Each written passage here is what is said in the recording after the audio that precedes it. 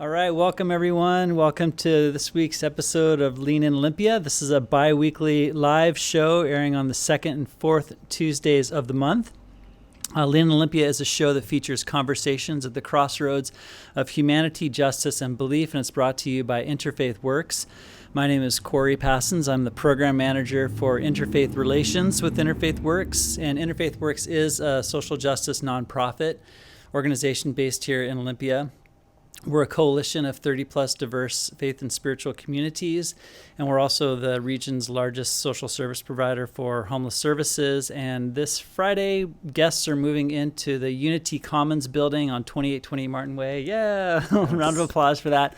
Check it out online at 2828 Martin Way to see ways that you can support this. We still would love community support for move-in kits for the shelter guests. And you can do that all online, kind of like a registry, when people get married. So it's really easy to participate and support these people who are moving in. And our guests and our shelter staff are really excited. And there's going to be a grand opening on the 21st. So this is great. And we'll be talking about that a little bit later in our conversation, too. So at this point, I want to turn to welcoming our guest, Dontae Payne. Welcome. Thank you for having me. Great that you could be here today. Thanks for showing up. And you were recently elected to City Council position number 6, and you'll be sworn in next month. Is that right?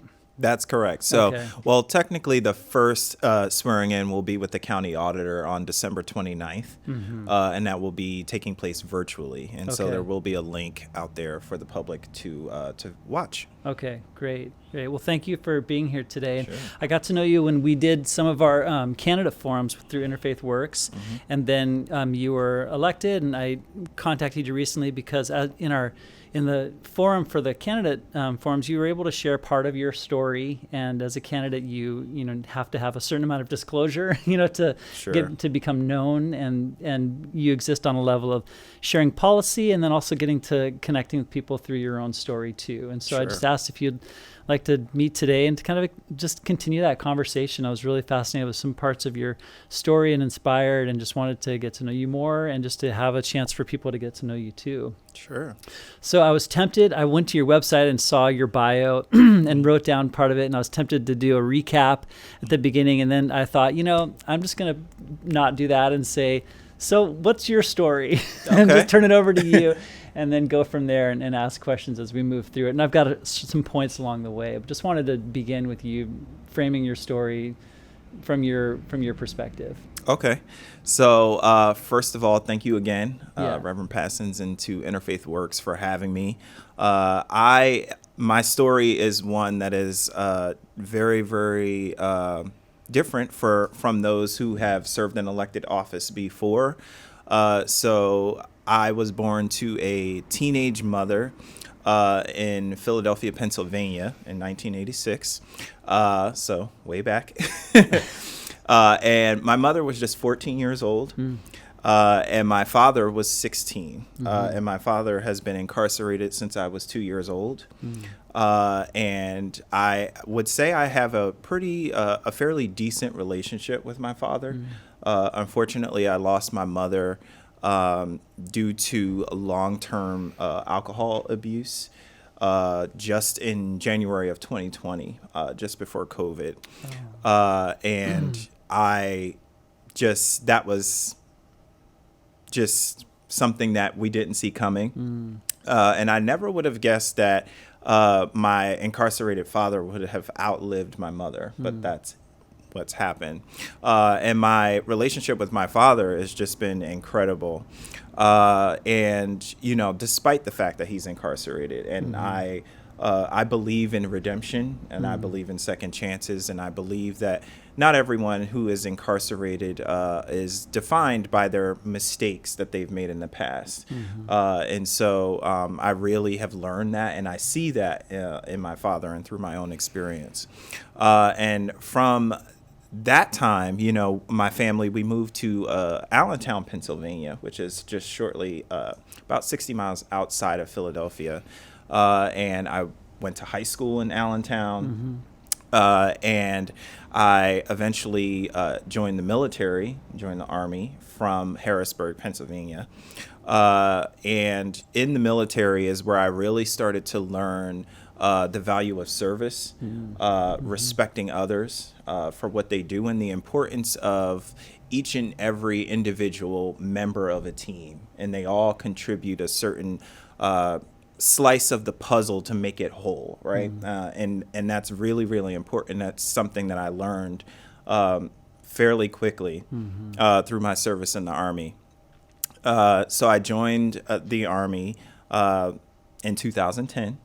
And I served initially for 4 years, and I did 2 tours in Logar Province, Afghanistan. Within the first 4 years, I re-enlisted to come to Joint Base Lewis McChord on my second tour in Afghanistan.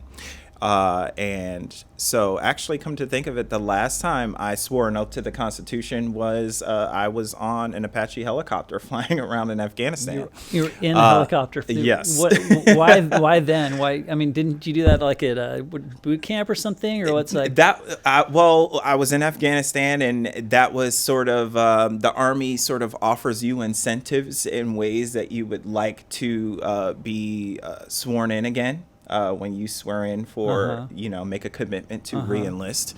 And I thought, why don't I do it and fly around in a helicopter? And so I did. Okay, so but then I thought, just to clarify, like, are they making the pitch for you to do this like in the helicopter, or how does it happen? Like, how does it occur like in that moment? I'm just really struggling. Oh, sure. You just have your headset on, and you raise your like, right hand and you say your oath through the mic, and that's what I did. And it occurred to me that this is Afghanistan, and we could be shot down any moment. And this is what I chose. Wow.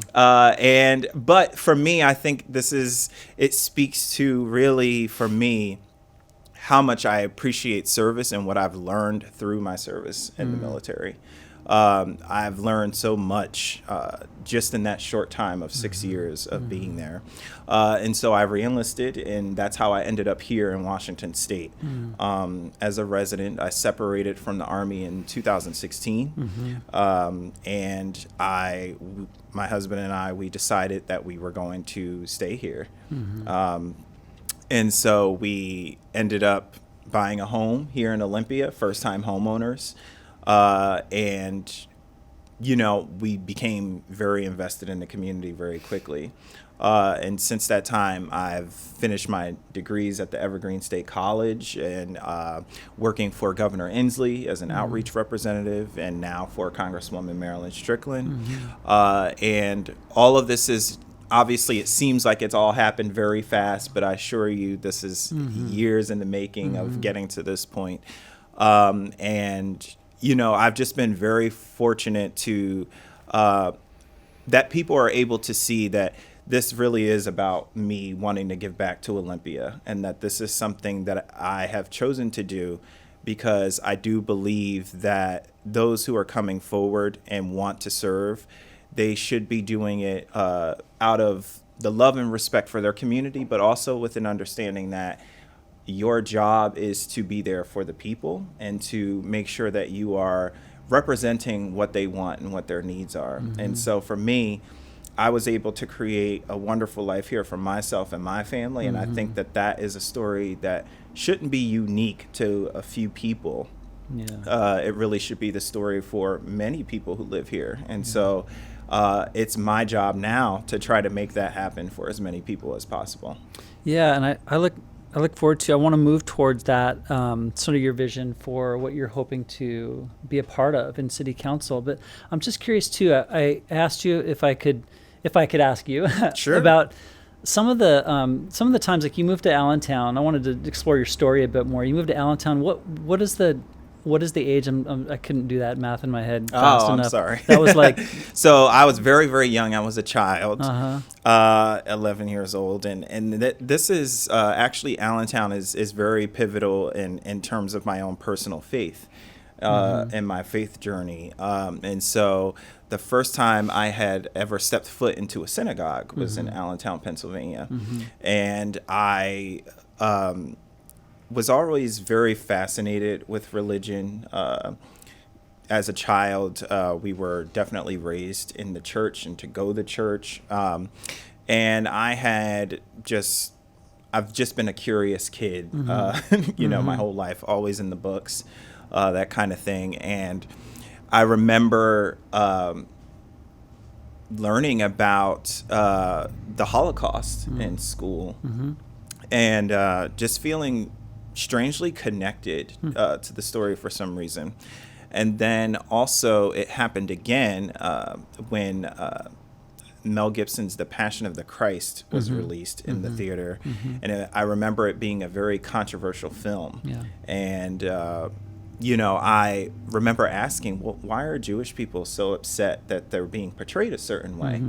And it sort of opened a whole new world to me. And I said, well, what is Judaism? And why have, all I've ever learned is that Jesus was Jewish. So I don't know anything about this. And next thing you know, I was just down a rabbit hole of months of reading about Judaism before I sat down in front of a rabbi. And what age is this approximately? This is happening for me now at 17, 18 years old. So you're still in high school. You're later in high school. Yeah, definitely have honed. At that age, you have a deep sense of a critical, constructive way of looking at the world, and bringing all that energy of those late teens to that to the search. It sounds like. Yes. And I feel very connected to Judaism because it's a faith that's not necessarily obsessed with what we all believe so much as how we act and how we show up in the world. It's a very action-oriented faith, and that's what's important.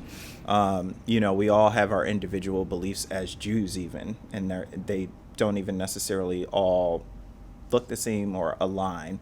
And for me, that's not so important so much as are we feeding the hungry? Are we helping clothe our neighbors? Are we housing them? Those are the things that are important. And so that, for me, is where faith shows up for me personally in my life, which is why I feel very, very connected to Judaism, and sort of the rituals that are part of our faith is I feel what grounds me and helps keep me mindful of what really matters, and making sure I keep perspective. So you entered the synagogue. You walked into the doors of a synagogue when you were about 17. Did you have someone that was there to help bring you in, or did you just kind of show up? And I just showed up. You just showed up. And how'd that go? Do you remember this? Are you remembering this first time? How was it? I mean, I just showed up, and I remember very distinctly thinking to myself, I'm going to be the only black person that walks into this building. And I remember thinking, I actually happened to see a black person. The very first person I saw in the building was staff in the synagogue. Okay. And I thought, I'm not the only one here. Turns out she was not Jewish. Okay. But... and I just remember people seeing me and looking at me, and many, many people just came towards me and said, sit with us and we will talk through and explain to you everything that's happening. Wow. Yeah. Because most of the service was in Hebrew, and, I have very, very little background in that and understanding of what was happening. And, I just felt that I was reminded of sort of this historical relationship between Jews and blacks, that it's always existed for decades in terms of recognizing civil rights, and there's sort of this mutual understanding that when one is suffering, we all are. And I think that is something that I really value about both aspects of my identity, that I think are very important for people to understand when they go out in the world. So you had that's a beautiful story of hospitality, by the way, of those people just welcoming you. It's a very heartwarming moment to think about that, you know, and I think a lot of people long for that sense of like welcome when they try something new and a new experience in a faith community. So I'm really happy to hear that you had that. But obviously it stuck, and you developed a relationship with the faith that has sustained to today. Sure. And so are you associated locally with with a synagogue or TBH with Temple Beth Hopfield? Okay, great. Yes, and I've been attending, services there with me and my family now for 7 years, and it's been a community that's just been incredible. Rabbi Seth Goldstein is a true mensch, as we say, just a very kind and generous man, and immediately I felt welcomed into the community there.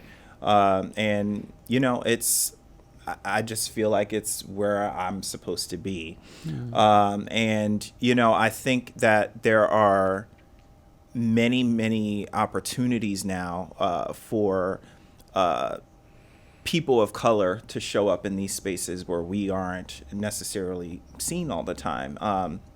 And for me, I happen to notice that is often in American Jewish spaces.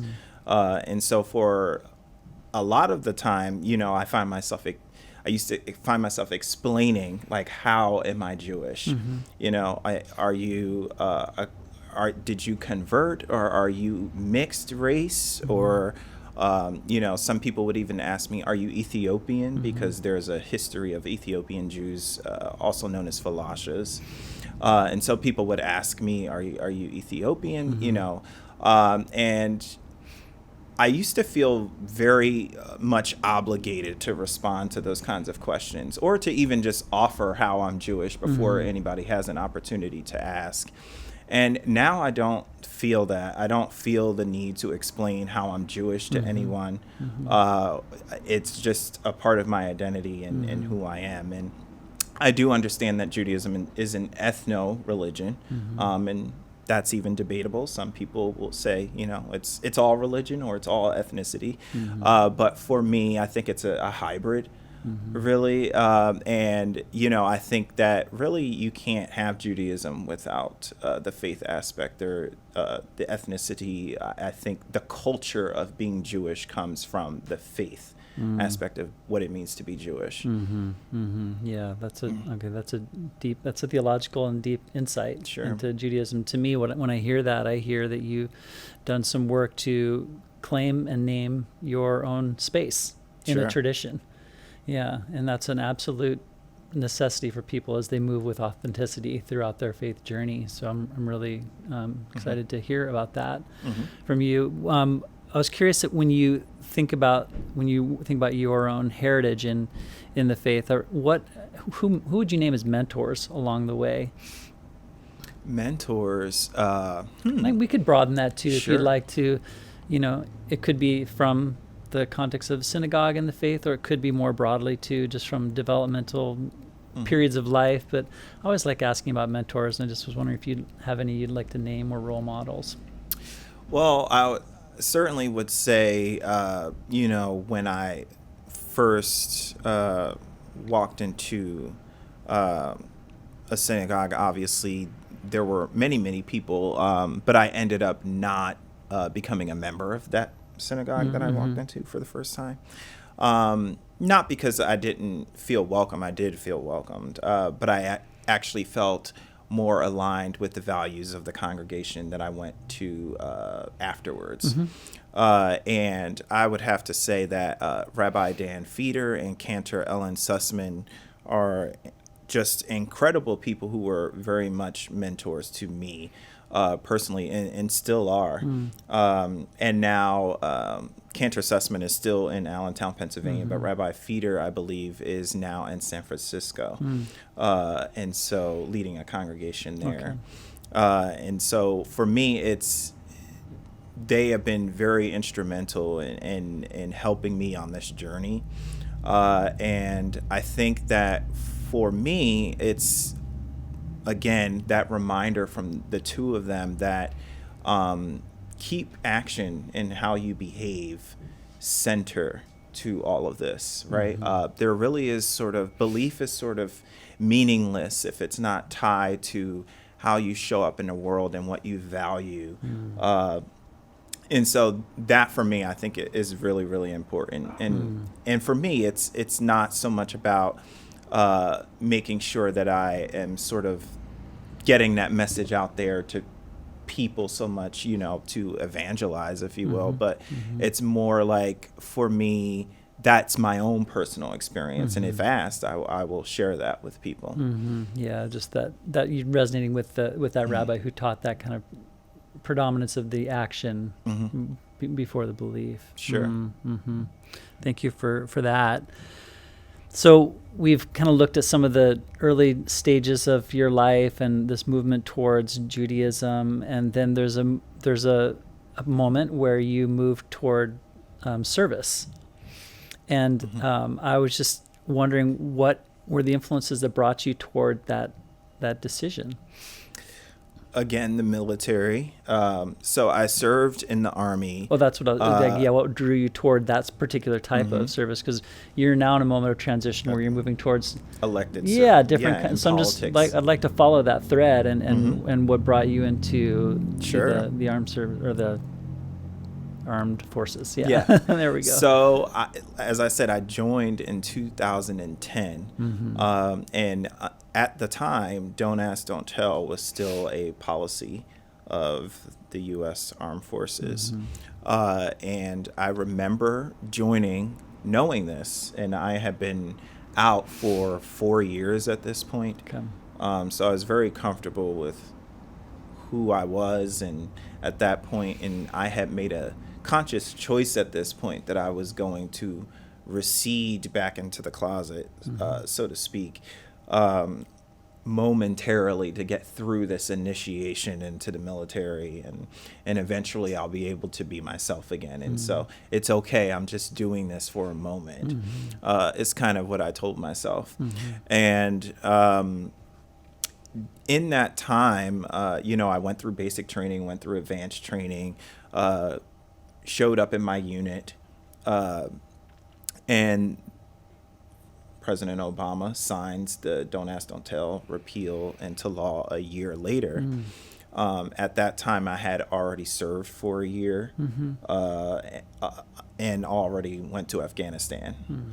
And so I deployed right away within my first year of service for my first tour.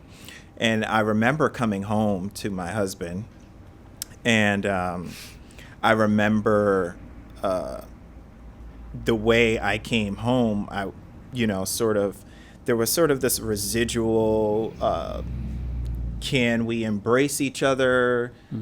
It was very strange and very, very different from the way I came home the second time. And it was at that point that Don't Ask, Don't Tell was something that was very personal to me. And then I thought to myself, politics and policy making has real implications on people's lives, and it just does. And oftentimes people they may vote in elections, but they don't necessarily pay that much attention, or they're not necessarily politically involved. And usually there's something that pulls them into it all. And so for me, that was it, was serving under Don't Ask, Don't Tell, having it repealed, and actually seeing how it not only changed my life, but it changed the lives of so many other people around. And I thought, how can I be part of that? How can I be part of doing something that's going to improve people's lives? And then I started to realize that this has to do with everything. The roads and the bridges, the food we're eating, the water we're drinking, the air we're breathing. All of it is connected to government and policy making. And that was sort of the light bulb sort of went off. And by the time I had concluded my service, I knew that I wanted to go into public service. And there's also this sort of nagging feeling that if you're going to make the choice to end your military career, you feel that sense of purpose being in the military, and you are very fearful of losing that sense of purpose when you choose to separate. And you sort of think, well, how am I am I going to be of use to anyone, and how am I going to serve? And it's a feeling of uncertainty that I've never quite experienced before. And so you think of like, what else could I be doing to show up in that way for people? And so that's really what led me down that path to explore a career in public service. Yeah. So you had 1 year of service under the old way of the don't ask, don't tell. Did you see persons who became implicated or suffered under that came out, or were I don't know, exposed or somehow or another during your time of service? I did not. Although I will say I did almost have an incident myself with that. So I did make a choice. I knew that there was the potential for me to deploy, and I made a choice to marry my husband in 2010. And that was something that was illegal under the policy. And I knew that I could go to war and possibly not make it back. And I wanted to be married to the person that I love. And so I made that choice. I showed up at my unit. They said, did you put that you were married on any in-processing documents, when you arrived here at the unit? I said, absolutely not. And they said, okay, but because we know of this, we have to give you a counseling statement, which is sort of essentially like a chit letter or a letter of reprimand, if you will, that my commander gave to me. And I could just see the look on my commander's face, that it was sort of like I was looking into his eyes and just taking on everything that I knew that he wanted to say, but he was not saying. And that was, I'm so sorry you have to be in my office for something like this.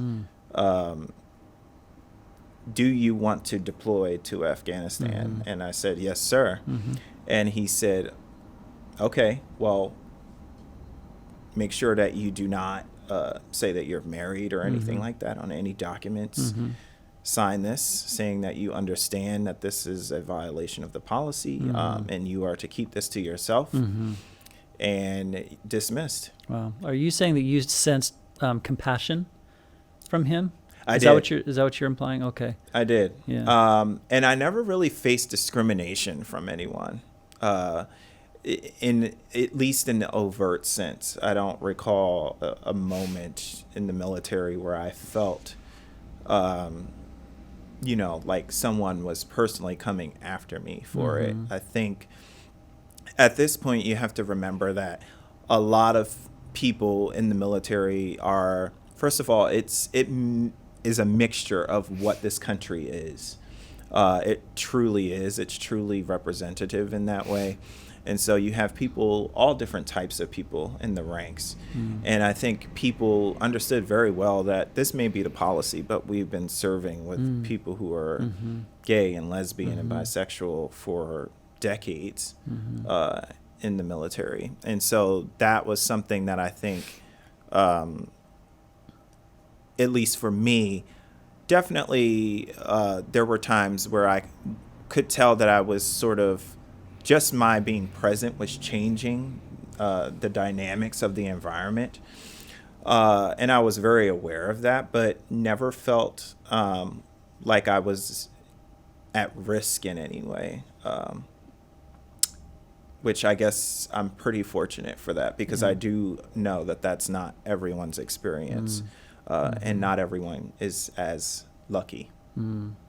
Well, thank you for sharing that aspect of your service and that moment too. It's a very unique story, and I don't think I've ever heard anyone talk about a specific moment of tension as they served our country, trying to live out a life of service and of self-integrity at the same time. So I really appreciate you sharing that. Sure.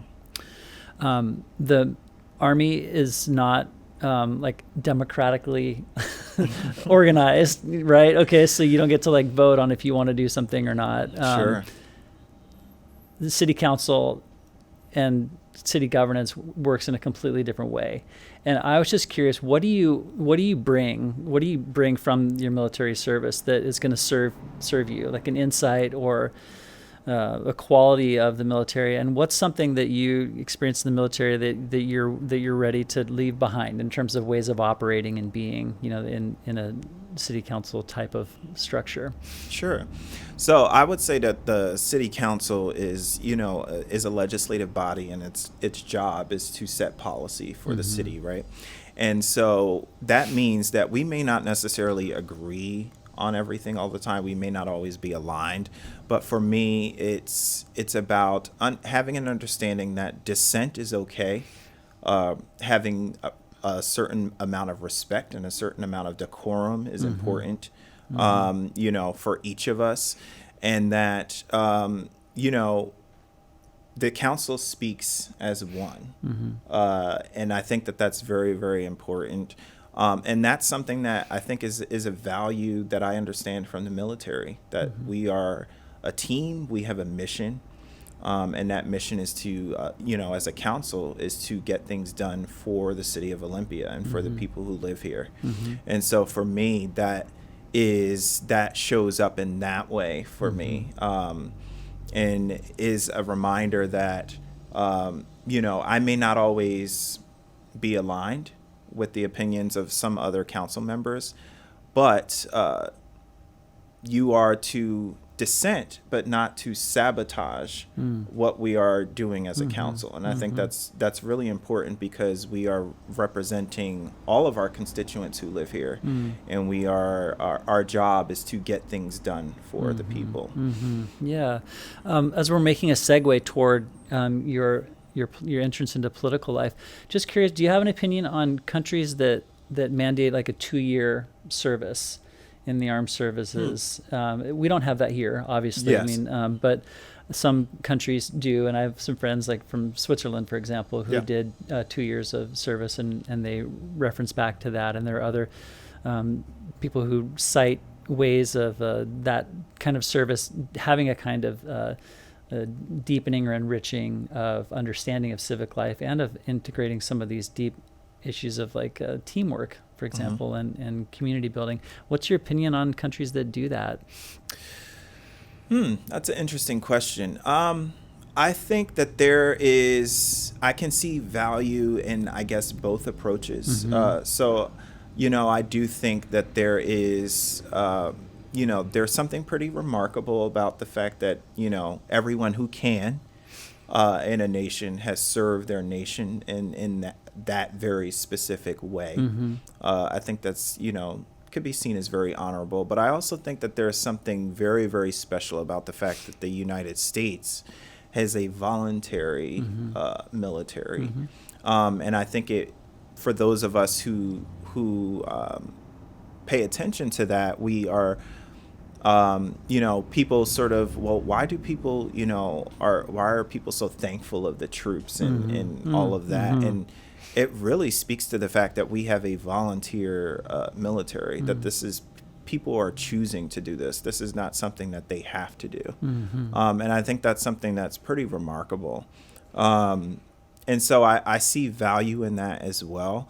And we're currently, as a nation, we're having this discussion about, whether we should be drafting American women into the draft if we needed to. And sort of, the countries that have this obligation for their citizens is, I find it kind of interesting that they are, it's just something that they have to do. Yeah.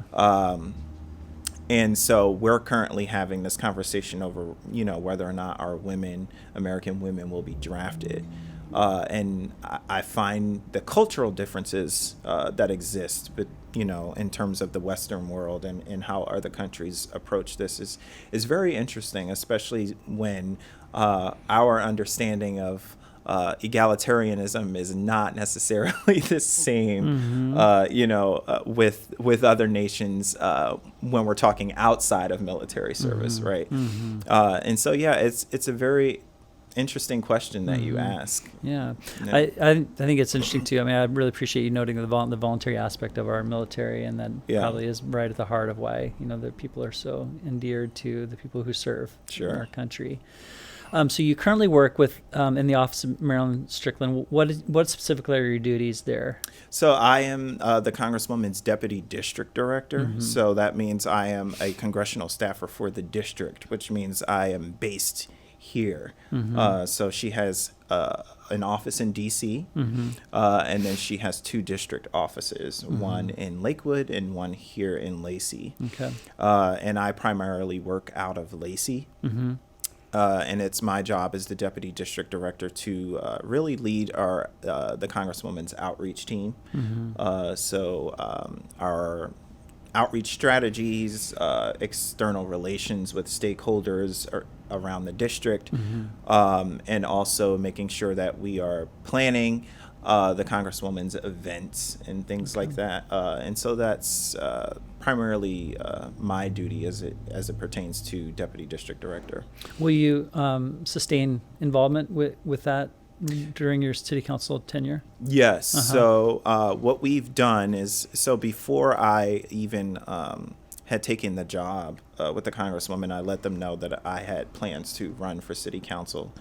And they went and checked that out with House Ethics to make sure that, we did everything properly. Okay. And so we were given an okay that was fine. But then, we had prepped and had discussions, that if I'm successful, here is what we're going to do. And so we have any official business as it pertains to the city of Olympia, and anything that has to do with the Congresswoman's office officially. I have sort of been removed from any direct involvement in that, and that will be handled by another staffer on our team. Okay. And so that's kind of how we're approaching that, so that there's a clear line drawn in the sand on that. But I will be able to do both. Okay. Yeah. Busy times, though, yes. ahead for you. You're like taking the holiday season here probably, and like, whew, okay.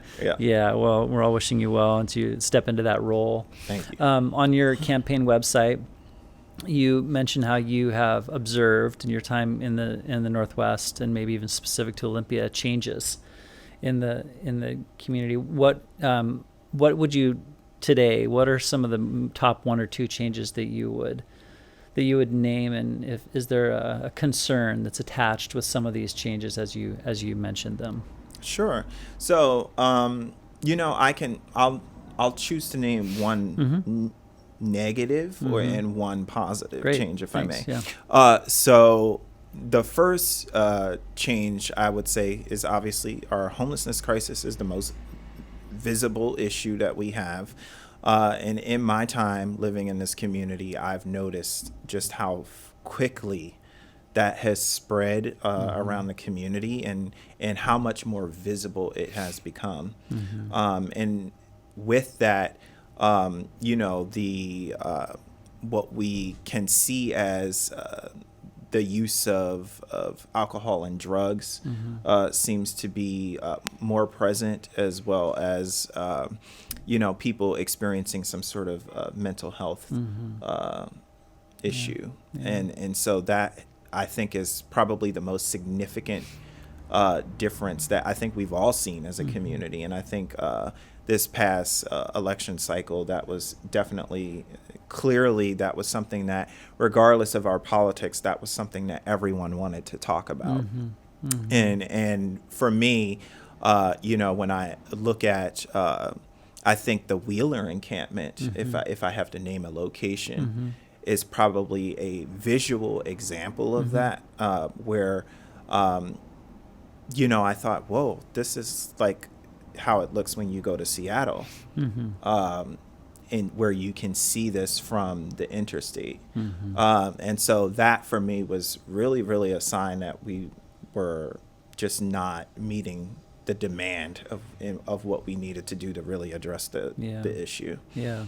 Let's stay on that for just a moment. Sure. Last week there was the city, with some coordination with some social service nonprofits, organized a sweep, for lack of a better word, of the Deschutes encampment on Deschutes Parkway. About approximately 50 of those residents were issued vouchers that were good for 30 days. I believe that's January 3rd, in couple local hotels. After which there's not necessarily any plan specifically for those people. Thursday, there will be another sweep over in Ensign Road over by Providence St. Peter Hospital. So there's a lot of activity in this last week, a lot of movement. People are being relocated, dislocated, changing their status, at least temporarily. How have you been following this, and what's your opinion about how the city is coordinating these moments of relocation? And do you see this as a model that's going to need to be repeated or stopped for something else that could be different? Sure.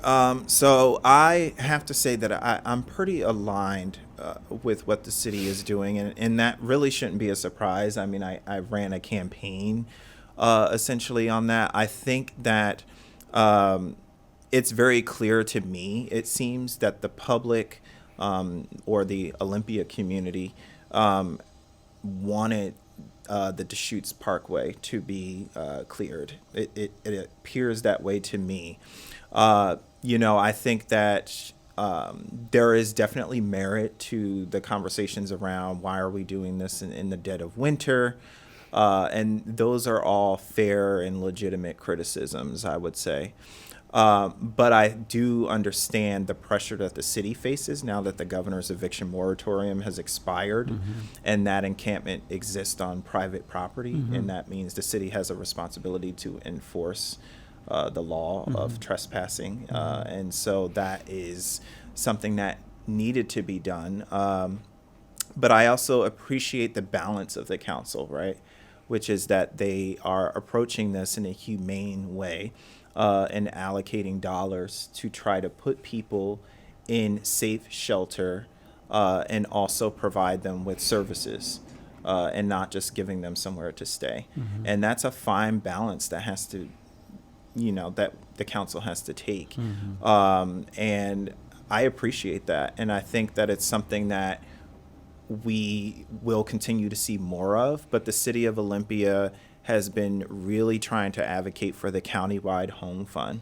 And my understanding is that countywide, we could triple our efforts, is what I understand, to really address this if we were to pass it. And so you mentioned Unity Commons and, 2828 Martin Way, and we're going to be celebrating the grand opening of that next week. And that is one example of how the home fund could really help us with this effort. And I think we could see that magnified with the countywide home fund. And I think the council is trying to do what it can to sort of manage this issue, which has really been left to the city of Olympia, frankly, to deal with. And it shouldn't just be on our city. And that does not mean that, the council is above criticism, but I really implore people to really consider that and to think about that our council is trying to balance humane, rational choices on what to do for houseless residents. And at the same time, we can't have unmanaged encampments around the city. And so that's something that is very, very, it's very important for people to think about more. And also I would say that, it's, for me, I ran a campaign on saying that, unmanaged encampments, we cannot have them in the city. We know that they are places where many things that, should not be happening are happening. Drug use, potentially sexual trafficking. Mm-hmm. These things are very real. And they're happening to our most vulnerable residents in our community, which is our houseless folks. And I do believe we have a responsibility to protect them. And so providing safe shelter that is a managed site is preferable. And we should all want that. And I understand the criticism for sweeping camps. But on sweeping camps, but there really should be an understanding that we should not think of encampments as normal, that this is something that we have just accepted, that this is what exists because we can't meet the challenge. And I just think that that's unacceptable. Okay. Well, every person who comes to the issue of homelessness has, there's usually a perspective of what to do, but there's also an issue where people have a perspective on cause and effect. And as you look at the issue of homelessness, why are we here? What do you think brought this change that you're citing from this last 6 years of observation in the city? What brought on, in your opinion, this explosion of homelessness in Olympia? So a couple of things. I think the cost of living going up. Currently, the city of Olympia is about 4% higher than the national average in terms of cost of living, which it could be much worse. I believe, the city of Tacoma, I believe, might be at 8%, which is double our community. And so, and Seattle, I imagine, even higher. So when you really think about that, and people are coming this way, right, because they can't afford to live up north. And but what we're finding is that our own people can barely afford to live here. And I think that those the changes in the housing market, the cost of renting is just continuing to go up, and that's potentially has to do with the fact that the housing market overall is just continuing to go up, and having landlords also have to pay the bills, right? And so we see that in rental increases. I also think that mental health, mental and behavioral health is severely underfunded at every level of government. And I think that what we are seeing is sort of this neglected, the fact that we have neglected this. We're seeing it for ourselves in real time. We're now seeing just how bad this problem has been festering for years, and we haven't adequately addressed it and funded it. And now what we're seeing is that the lack of universal health care, the lack of funding behavioral and mental health adequately, it produces this result of where people aren't necessarily able to navigate daily living activities, paying their bills. All of those are major disruptions to everyday functions in life. And so that results in people falling into homelessness. And I do believe that those are two major issues and contributing factors. And then, I would also say drugs. And unfortunately, I think that oftentimes the narrative is talked about as if people who are homeless were addicted to drugs, and so they fell into homelessness. And that might be the case for some people, but it is not the case for everyone. And I implore people to think about, are people using drugs because they are experiencing homelessness? And is this happening, sort of in the reverse? They ended up homeless, and now they're turning to this as a coping mechanism for the experience that they have of being a homeless person. Well, thank you for that. We delve into that, and I appreciate you spending some time with that issue. It's going to be on the front of your plate as a council person, probably for all the whole length of your terms, or however many you serve. But I did want to give you a chance too, as we're starting to move towards our conclusion of, you mentioned a positive that you wanted to cite as a change in Olympia too. What was that? The positive is that I feel like I've seen so many different types of small businesses that are coming into the community. I will mention, that we've seen some closures, but we don't seem to have a problem with bringing business to the city of Olympia, and I would like to see that happen even more. And I'm really excited about what we might be able to do around the arts. We just have, the purchase of the Armory, which will be potentially a site, Carts and Ultra Center site. And I'm really, really excited about that. And I think that those aspects of it, I think, are really, really positive. And just to see how resilient our local economy has been through COVID. Just watching downtown restaurant owners get really creative and be supporters of what the city is trying to implement and keep people protected, and to see our business owners downtown say, okay, we are going to do our part to help, essentially, to keep the spread from occurring in our community. And that's been really, really, it's been nice to see that we live in a place where the vast majority of us understand the importance of protecting each other. And so that's also another positive. Yeah. Thanks for citing that. And Yeah. appreciate you naming. I'm going to cite a concern and a positive too. That's great. Yeah.